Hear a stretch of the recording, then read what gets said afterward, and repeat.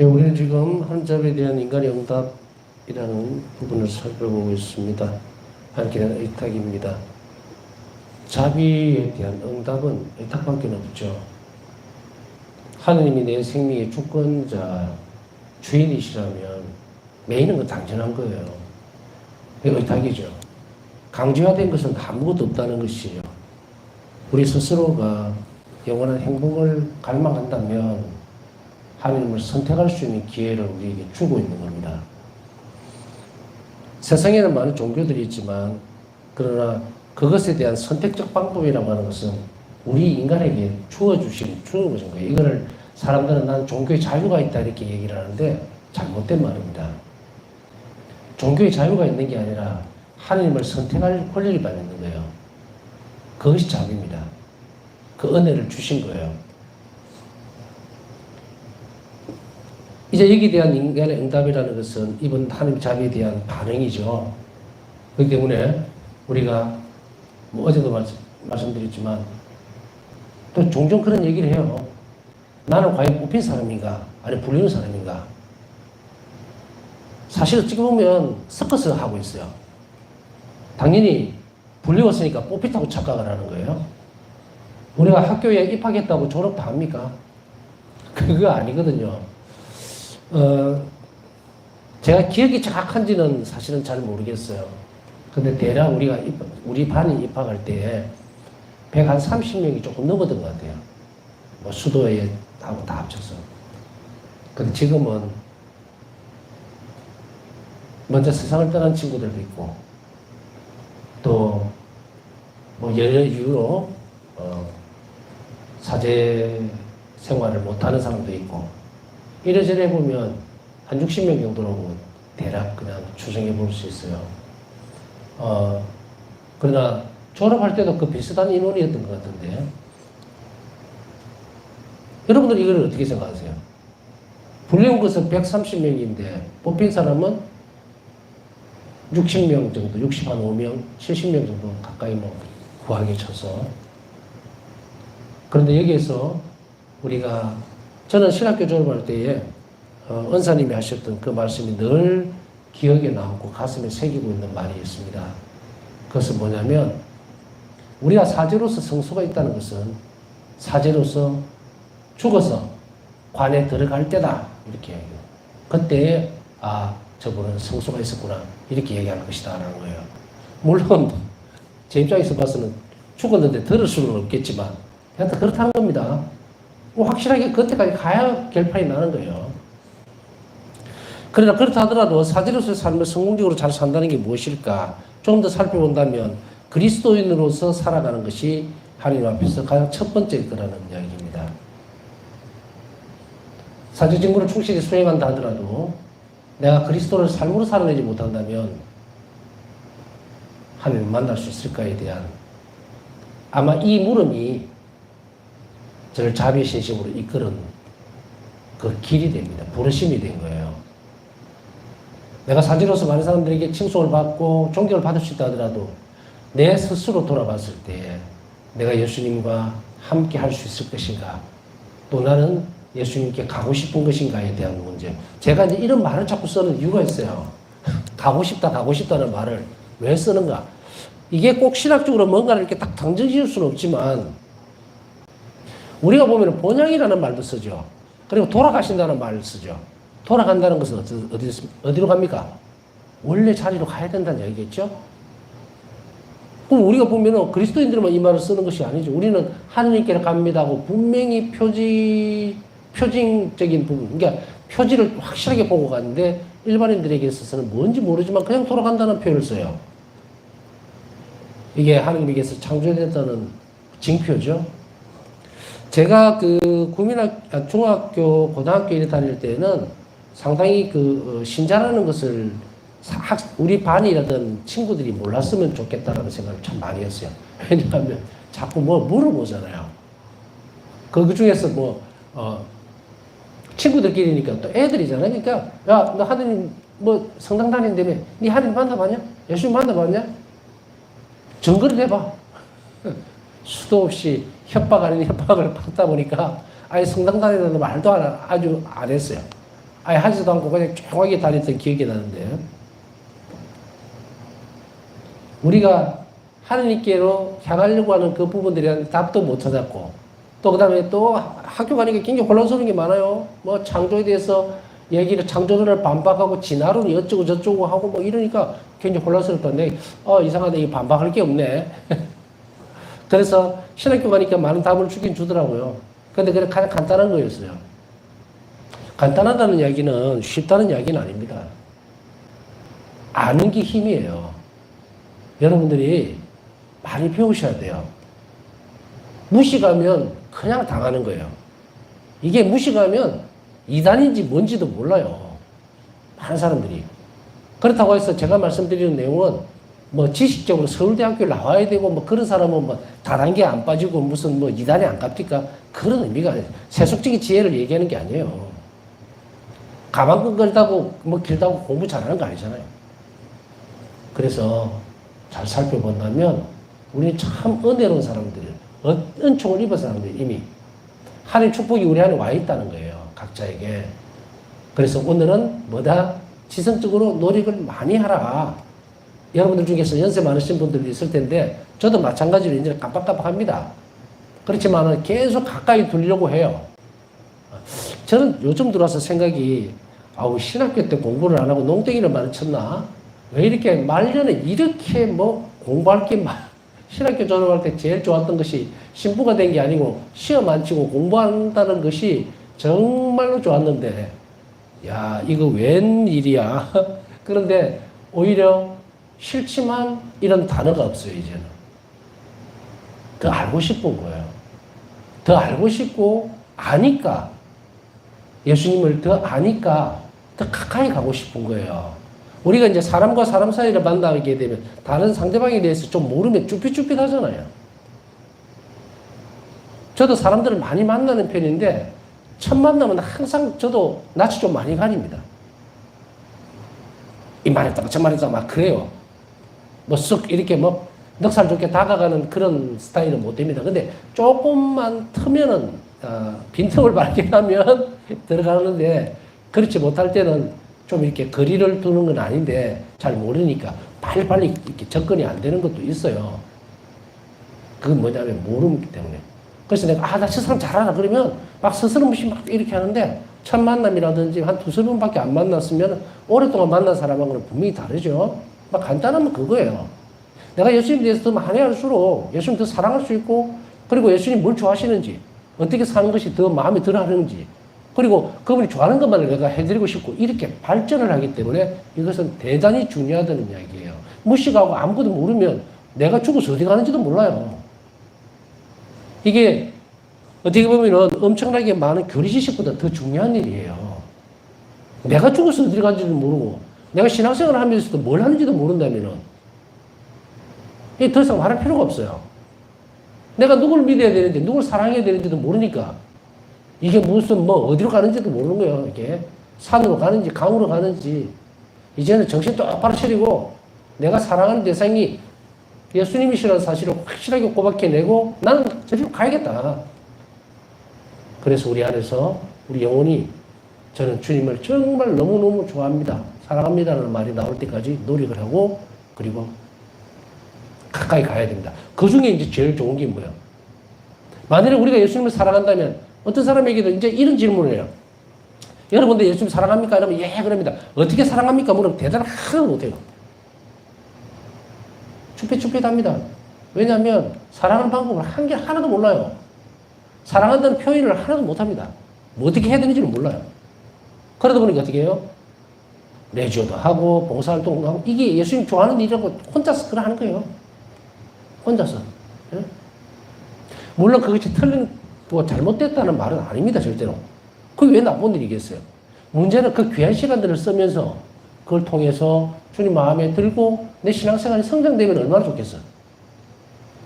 이제 방향을 똑바로 잡아야 됩니다. 이제 여러분들에게 있어서 나는 예수님을 사랑합니다라는 표를 내는 것은 뭐다? 내 삶에서 의탁하는 거예요. 내가 눈앞에 닥친 많은 일들이 어렵고 힘들고 또 피해가고 싶고, 그리고 이런 문제 때문에 신앙적으로 기도도 잘 못하고 힘들지만, 그래도 주님을 사랑한다면 내가 이걸 극복해내야지. 아버지는 선하신 분이니까 좋은 것 주실 것이라고 믿고 나갈 때 이 문제는 우리가 됩니다. 이것이 표현되면 주님 저는 오늘 하루 당신을 사랑했습니다. 이렇게 되는 거예요. 그러면 어떡하든 태도를 보였으니 오늘은 아닐지라도 내일은 주님의 축복이 자비가 가겠죠. 자, 이러기 위해서 우리는 그러면 어떤 노력들을 해야 될 것인가? 두서없이 그냥 막 주먹구구시가 되는 것이 아니다. 그래서 어린아이 같은 태도를 이야기합니다. 신뢰하는 것. 그것이 바로 의탁의 태도인데, 의탁의 태도라는 것은 우리가 야, 저 사람은 굉장히 겸손한 태도네. 뭔가 이렇게 콕 꼬집어서 물건을 지명하듯이 정부담하다, 아니 마이크다, 뭐다, 초다 이렇게 지명을 못해요. 태도는 드러나는 모습들이에요. 드러나는 모습은 제가 예를 들어서 아주 공손한 태도로 이렇게 얘기를 했을 때에 여러분들은 그 태도만 봅니까? 아닙니다. 내 안에까지 다 보는 거예요. 아, 저분 안에는 어떻게 있길래 저렇게 나올까? 저도 존경하는 그 신부님 돌아가셨는데 그걸 보면 예수님 보는 것 같아요. 저분이 얼마나 기도를 했는지를 표가 나더라고요. 움직이는 동작 하나하나가 태도죠. 바로 그것을 얘기하는데 의탁하는 태도라는 것은 바로 하나로 규정되어지질 않습니다.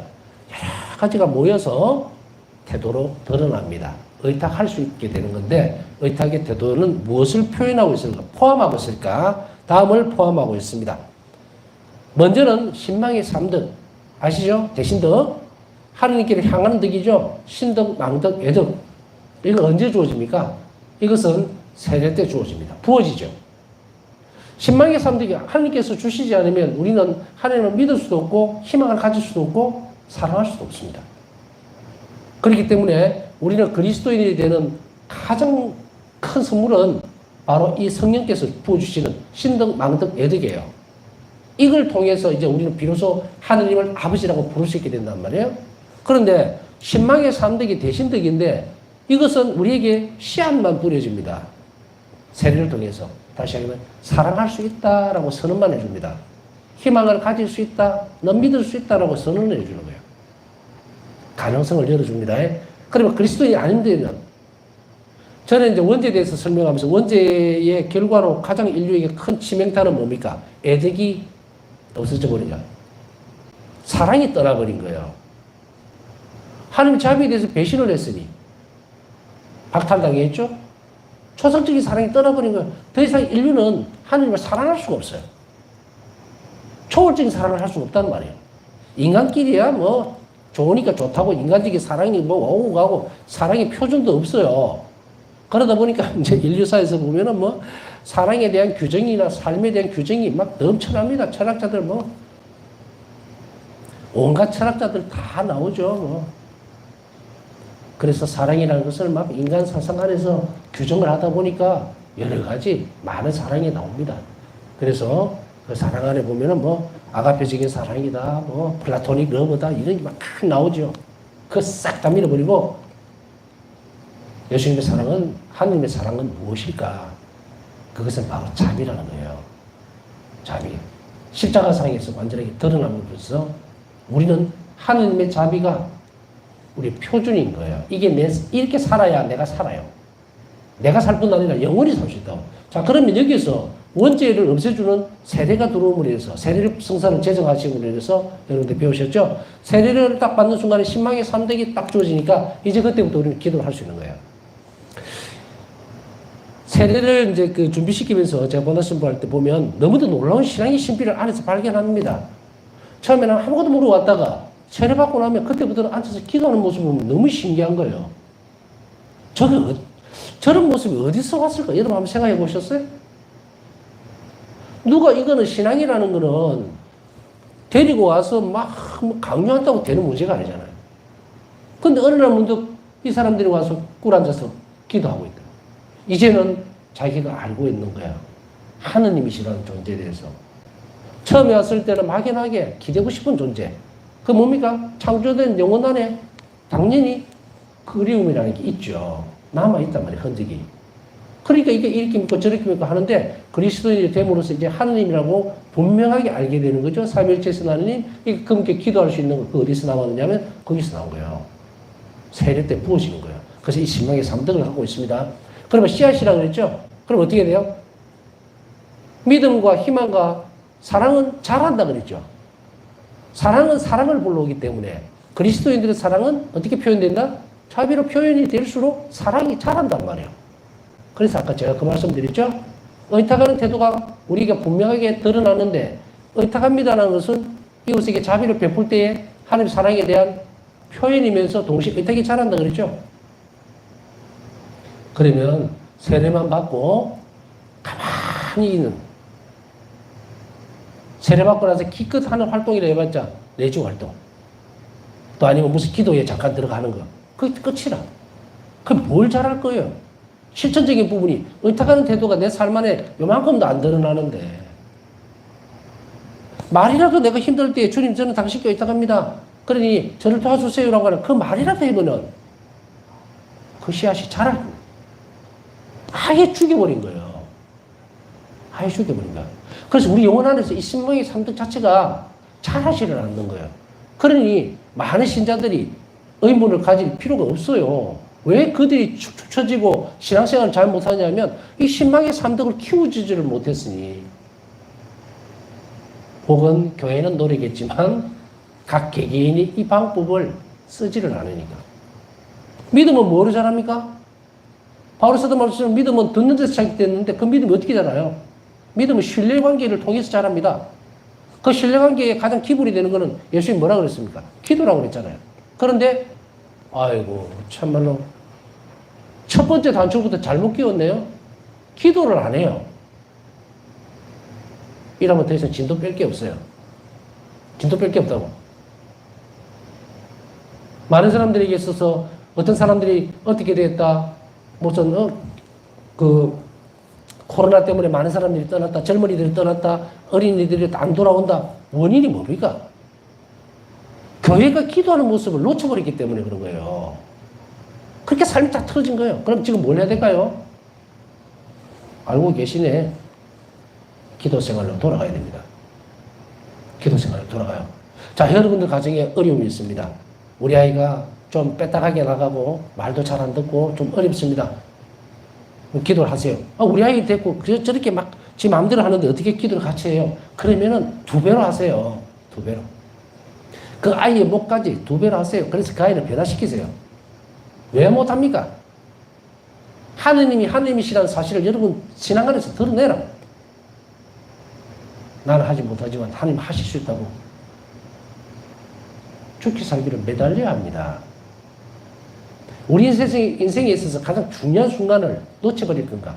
자, 그러면 어떤 기도를 해야 됩니까? 라고 묻는다고, 신자들이요. 그때는, 이제는 굉장히 강력한 무기를 줄 수가 있으니까 나는 아주 든든한 거예요. 자비신심을 만나기 전에는, 글쎄요, 묵지기도 바치면 안 될까요? 미사도 좀 드리고, 미사 찾는 열심히 하고 그러면 안 될까요? 정도였어요. 그리고 솔직히 얘기하면, 안 해주고 싶은 게 아니라 못 하겠는 거지. 그래서 신부님 기도해 주세요. 그럴 때마다 실제로 제가 보닥신부할 때는 기도해 주세요. 이러면 자매님이 더 기도 잘하게 생겼는데 뭐 굳이 내 기도까지야. 이렇게. 사실은 그런 말을 서너 번 했던 적이 있는데 그 기억이 날 때마다 정말로 내가 왜 그랬을까? 미력하지만 기도해 드리겠습니다. 했어야 되는데 왜 그랬을까? 근데 지금은 착하게 얘기합니다. 죽기 살기로 자비기도 바치세요. 그리고 성체 앞에 가세요. 거기에 모든 키가 있습니다. 한 자비에 내어 맡기십시오. 의탁하십시오. 그릇을 만들었는데 안 주실 리가 없죠. 자, 신망의 3덕은 가장 기초적으로는 이 기도인데 여기에서 점검해 볼 것은 신덕이 뭐지, 망덕이 뭐지, 애덕이 뭐지 그걸 두리번거리지 말고 어디가 고장이 났는지를 빨리 찾으려면 내 손에 썼더나 묵주를 다시 찾아야 되고 기도 생활을 시작해야 돼요. 그 중에 가장 강력한 기도가 자비기도, 권고할 수 있는 기도. 물론 다른 기도도 많아요. 하면 더 좋지. 그런데 응급 상황에서는 일단은 한 자비부터 청해야 되겠죠. 제가 이렇게 말이 빨라가지고 막 이렇게 할 때는 제가 여기 앉아있어서 그냥 뒷방들거니 같이 가만히 앉아서 다 생각한다고 생각하면 큰 오산입니다. 저도 본당 돌아가는 거 신자들의 형태 다 알아요. 강의하러 갔을 때도 제가 장난삼아 물어보는 거 아니에요. 여기 오는 분들도 피정할 때에 제가 한 번씩 물어봅니다. 기도 생활 어떻게 합니까? 예, 뭐 이것도 하고 저것도 하고. 죽기 살기를 하는 사람 없어요. 근데 여기서 말이 죽기 살기를 한다는 게 도대체 무슨 말일까? 열심히 한다는 말로 이해하면 됩니다. 그냥 시간 날 때마다 계속해서. 그럼 그 기도가 중심이 어디로 가 있는지를 봐야죠. 그게 뜬구름 잡듯이 막 기도하는 것인지, 아니면 정말 예수님의 친교를 위한 기도를 하는 것인지, 아니면 말 그대로 자비를 청하기 위해서 기도하는 것인지. 적어도 제가 경험한 바에 의하면 많은 사람들이 하루에 묵주기도 5단을 바치지 않더라는 겁니다. 그래도 고마운 거는 레지오단원들은 어쨌든 간에 의무적으로 묵주기도를 바치고 있다는 것이 그래도 이 교회 기동 역할을 하고 있다라는 생각은 들지만, 그러면 100명 중에 10명만 하고 있으면 나머지 인원들은 천당 안 갈 겁니까? 천국 안 갈 거예요. 아니죠, 그죠? 그래서 이 부분을 우선은 자리 정리를 하자면, 요약, 이제 정리를 다시 하면, 신망의 3덕, 대신덕이 자비, 의탁의 태도를 구성하는 요소입니다. 태도예요. 그거는 어떻게 자라느냐는 금방 말씀드렸습니다. 신덕, 망덕, 예덕, 씨앗을 잘 키우도록 해야 되는데, 그것의 가장 기본은 뭐다? 기도다. 그 다음에 망덕, 그 다음에 이 부분을 대신덕이라고 했습니다. 하느님과 우리의 관계에서 맺어줄 수 있는 특성들이에요. 그것을 계속해서 키워나가는 것. 그 기도 기본이에요. 그것을 잘 시작해라. 첫 번째 기본적인 것을 가르쳐줘야지. 나머지 것들을 가르쳐주면 어떻게 하란 말이야? 이러니까 성체조배가 됐든 자비기도가 됐든 기도 생활을 해라. 그래서 제가 전에 말씀드렸고 항상 강조하고 있듯이 묵상기도를 적어도 묵상기도뿐 아니고 뭐 염경기도도 좋습니다. 1시간을 딱 고정 지어서 하라는 이야기예요. 그 위에 신덕망덕 예덕이 걸음이기 때문에 자라게 돼 있어요. 그 다음에 대신덕, 그 위에 이제 도덕적 덕성을 키워가야 됩니다. 도덕적 덕성은 사람과 관계에서 일어나는 덕성이에요. 그래서 우리가 만나면 저 사람 참 겸손하다, 저 사람은 참 밝다, 마음이 넓다, 온유하다 이런 거 있죠. 이게 덕성이거든요. 그 사람 사이에서 일어나는 일이에요. 우리가 무슨 하느님께 온유한 마음으로 기도를 하겠습니까? 뭘 하겠습니까? 그렇게는 아니고 사람과 사람 사이의 관계에서 인내의 덕성도 사람하고 사람 사이에서 이게 도덕적 덕성인데 이걸 다 포함을 합니다. 그래서 망덕을 보면 성바로 의해 소망이라 불려지며 신학적으로는 망덕이라고 하는데 그 뿌리는 하느님의 무한하신 사랑과 선하심에 로에 살아있는 믿음이에요. 망덕이라는 것이 희망이라고 불리는 이것이 소망이라고 불리기도 하고. 그럼 우리가 하나님 안에서 우리 희망은 어디 있느냐? 그 아버지의 선하심에 있는 거예요. 아버지가 선하시다는 희망이 그게 있기 때문에 내가 의탁할 수 있는 거예요. 그냥 막연하게 의탁합니다. 안 돼요. 아버지는 어떤 경우에도 나에게 좋은 걸 주실 수 있으라고 하는 확고한 믿음을 바탕으로 한 그런 희망이 중심이 돼야 돼요. 그 선하심이. 우리는 때때로 많은 절망감에 빠질 때도 있고 희망을 놓칠 때도 있죠. 그래서 어떻게 합니까? 아이고 주님 제가 다른 사람보다 죄를 많이 지었길래 저에게 너무 이런 무거운 십자가를 주십니까? 또 심지어는 이 불교에서 색깔이 빠지지도 않았기 때문에 우리 용어들도 참 조심해야 돼요. 전생에 내가 무슨 죄를 지어서 이런 식으로 안 됩니다. 이거는 일반인들이 하는 거예요. 그리스도인들은 전생 없어요. 근데 이게 너무도 드라마 무슨 이런 데 익숙해져 있고 한국 사람, 저도 한국 사람이니까 거기에서 올라오는 것들 잘라내야 돼요. 이것이 우리를 망칩니다. 신앙생활에서. 머리에서 완전히 지워버려야 돼요. 우리는 전생에 이런 거는 우리 신앙적 내용이 꼬여버립니다. 꼬여버린다고. 그렇기 때문에 이런 말은 하지도 말고 듣지도 말아야 돼요. 그럼 우리는 어떻게 될 것인가? 그러나 그 안에서 주님께서 나에게 선하신 분이니 좋은 것을 주시리라고 하는 희망을 놓지 않는 거예요. 그리고 그걸 바라야 됩니다. 그랬을 때에 바뀜. 그 내용이 바뀐다는 이야기예요.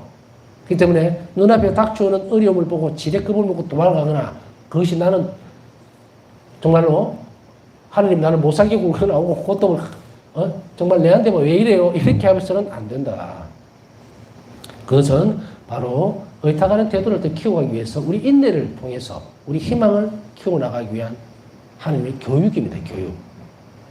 그걸 잘 받아야 되겠죠? 그 다음에 겸손.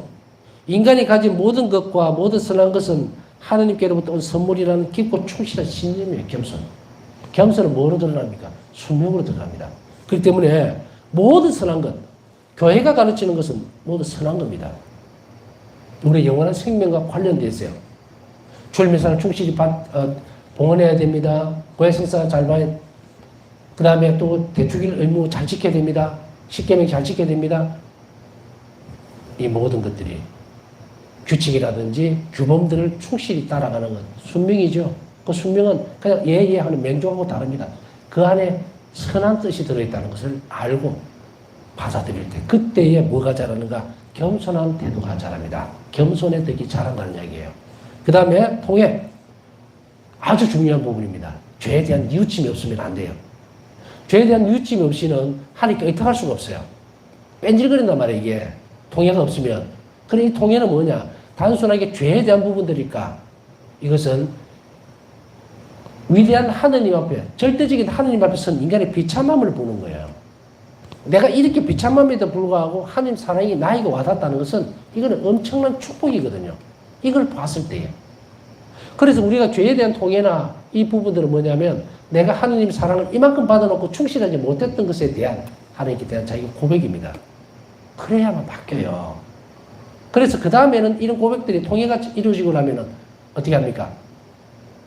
우리가 상대방을, 여러분들이 예를 들어서 가족관계에 있어서 자식이 부모를 속을 상하게 했다. 그것이 명백하게 너무 속이 상한 모습을 보게 되면 그 아이는 어떻게 합니까? 아, 이렇게 하면 굉장히 마음을 상해하는구나 하고 자신을 돌아보죠. 그리고 다시는 안 하려고 합니다. 왜냐하면 받은 사랑에 대한 반응이에요. 만일 그걸 다음에 또 반복한다는 것은 이거는 그냥 그것이 그냥 페루나죠. 페루나.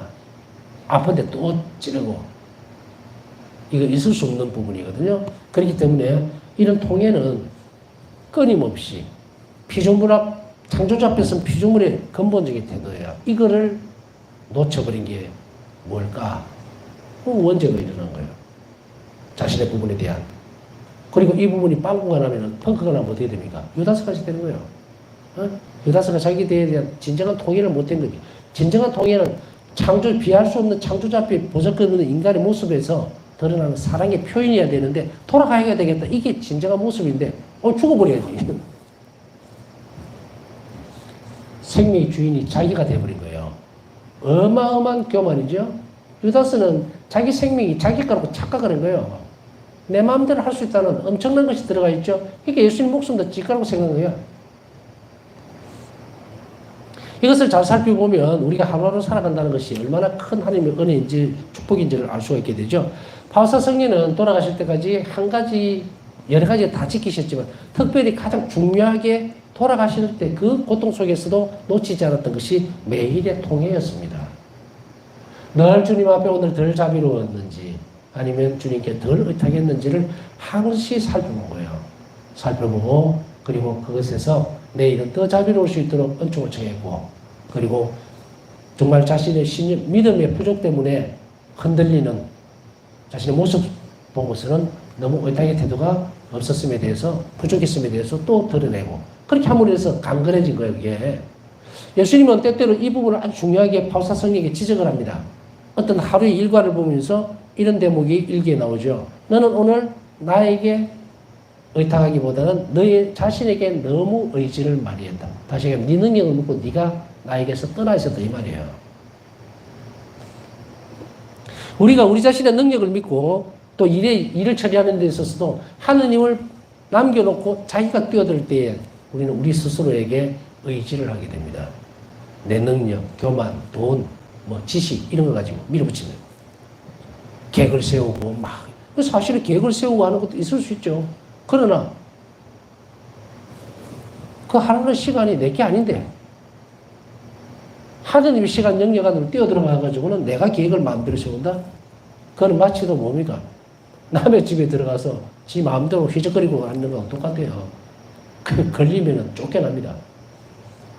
자, 우리는 충분히 이런 부분들이 바로 연결되어져서 도덕적 특성은 인내, 겸손, 순명으로 드러나는 태도들, 이런 것들 다 포함시켜요. 그것이 덕성입니다. 이 특성들이 온유함이라는 것도 다 그 안에 다 들어갑니다. 인내도 들어가죠.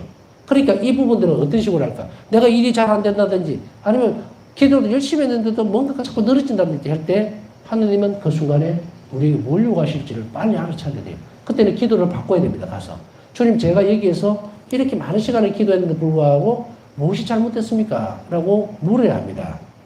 따진다는 게 아닙니다. 그럼 알 수 있는 은총을 청해라는 이야기예요. 그러면은 그 영혼은 알아듣습니다. 아, 주님께서 이 시간을 통해서 나에게 인내를 요구하고 있구나. 만일에 그런 상황이나 사건이 아니면 언제 인내의 덕을 키우겠습니까? 이거는 없어서 되는 덕이 아니에요. 반드시 필요한 건데 그 덕성을 내가 시험 치듯이 1교시는 국어, 2교시는 수학 이렇게 안 나옵니다. 우리 실생활 속에서 주님께서 원하시는 방법대로 때때로 바꿔놓습니다. 그래서 그것 안에서 우리는 교육되어 간다는 것을 잘 알아들어야 돼요.